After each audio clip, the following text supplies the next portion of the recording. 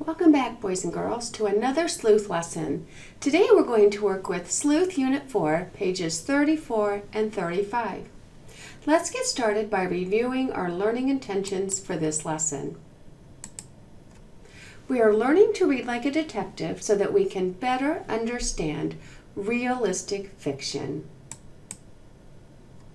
There are 2 vocabulary words that you're going to need to know today to be successful. And the first word is stationed. And stationed means that you're working in another location. If you're in the military, for example, and you're stationed in Germany, that means that you are working out of Germany for the army. And market. A market is simply a place that sells items. If you think of the farmer's market, you can go to the farmer's market in downtown Topeka, and you can buy items such as fruits and vegetables. You can buy cakes and pies. You will also have people selling jewelry and items that they've made. So markets can be indoor or they can be outdoors. So remember, when we read like a detective, we're going to look for clues. We're going to answer questions. You're going to make your case to support your answer, and you're going to prove it. Today, you are going to ask and answer questions related to realistic fiction. So as we're reading our story today, think about what helps you to know that this story is realistic fiction. Let's watch a video on what realistic fiction is. Hi, this is your friendly library lady. Today we are going to be talking about genre. Genre is a French word that means type or kind. And in the library, we can have genre fiction and genre nonfiction. Today, we will be learning about a fictional genre called realistic fiction. Think about these words. Realistic is like real, and fiction are stories. So these are stories that could happen in real life. They seem true to life, but the stories come from the author's imagination. Here are some more characteristics of realistic fiction. The setting is of the world as we know it. You won't find any magical schools, but a school similar to the one you attend. The stories are believable. You can imagine yourself as a character in the story. Everyday modern language is used. Let's face it, you won't hear, "The lady doth protest too much," or "Golly gee willikers." The problems in the stories are the ones we encounter every day. They could deal with families, school, growing up in nature. And the characters solve their own problems. The characters are human. If there are magical creatures, ghosts or aliens, it's not realistic fiction.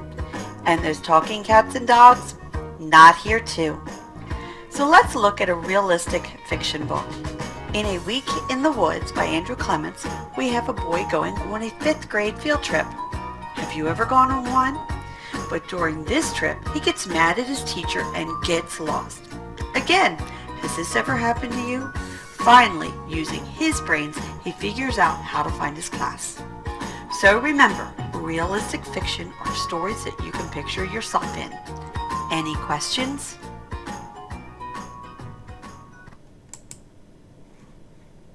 So boys and girls, Hi, this is your when we friendly look at realistic fiction, we're looking at events that could actually happen but take place in a fiction setting. So our characters are characters that represent people that we might see in real life. So let's look at this story and find some examples of realistic fiction. This story is called The Blank Book. Elias's dad was in the army. He was leaving home to be stationed in another country. As he said goodbye, Dad gave Elias a book. "I want you to read this when you get home," Dad said. Now, I've underlined Elias's dad was in the army and that he was going to be stationed in another country. That's something that happens in real life every day, boys and girls. Elias didn't feel like reading, but he opened the book anyway. And what a surprise! Every page was blank except for the first one. Their dad explained that they would take turns writing in the book, mailing it back and forth while Dad was gone. Elias began writing immediately, telling his dad how much he missed him. Boys and girls, in real life, think about if you had someone that you were close to that moved away for a while. You would miss that person as well. So that's a feeling that somebody would actually have if a family member was gone for a while. And then he mailed the book. 3 weeks later, the book came back. Dad wrote about a market he had visited. He described the sharp, spicy smells and bright patterned carpets. He described the warm, buttery bread he tried. Elias and his dad wrote often. Dad described what life was like on the base. And boys and girls, that would happen. If somebody was stationed far away, they would tell you about what it was like to be in another country, the different smells and tastes and things like that. Sometimes he invented silly stories or drew neat pictures. Elias wrote about home and school.